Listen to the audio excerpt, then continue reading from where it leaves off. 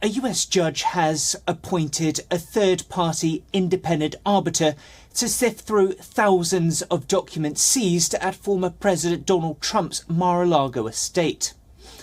District Judge Eileen Cannon appointed Raymond Dearie, a veteran New York jurist, as the special master in the Trump documents probe. Dearie has until the 30th of November to go through the entire set of documents.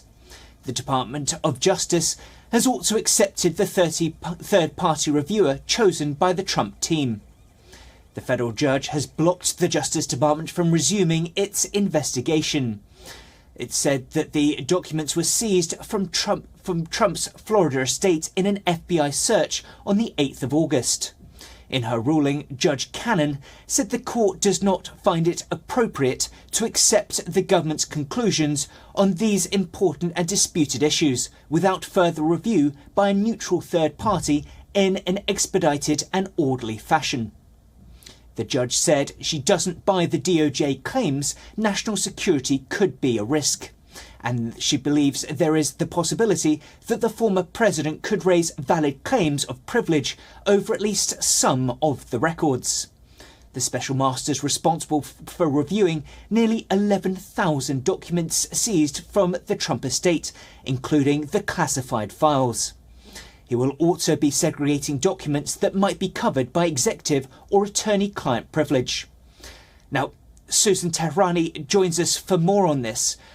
Susan, just how much of a blow is this to the DOJ?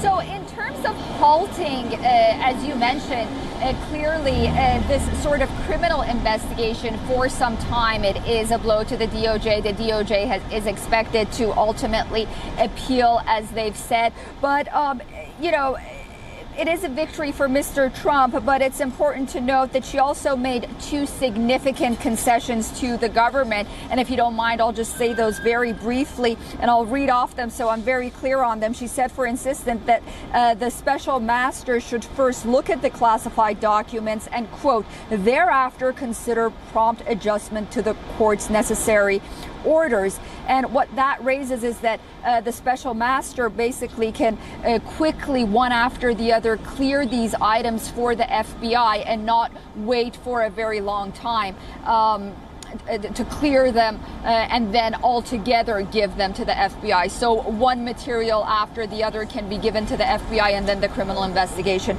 can continue. That's sort of a snippet of that. And then also Judge Cannon clarified that the temporary ban on the Justice Department, for example, is only regarding asking witnesses and going through the documents. They could continue with other aspects of the investigation as well.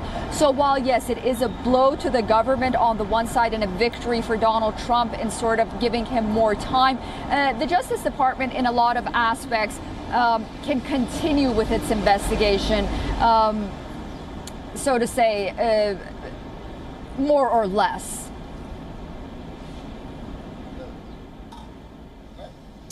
Susan, thank you very much for getting us up to speed on both these major topics in the US. We appreciate it. That's our correspondent, Susan Tehrani, in New York City.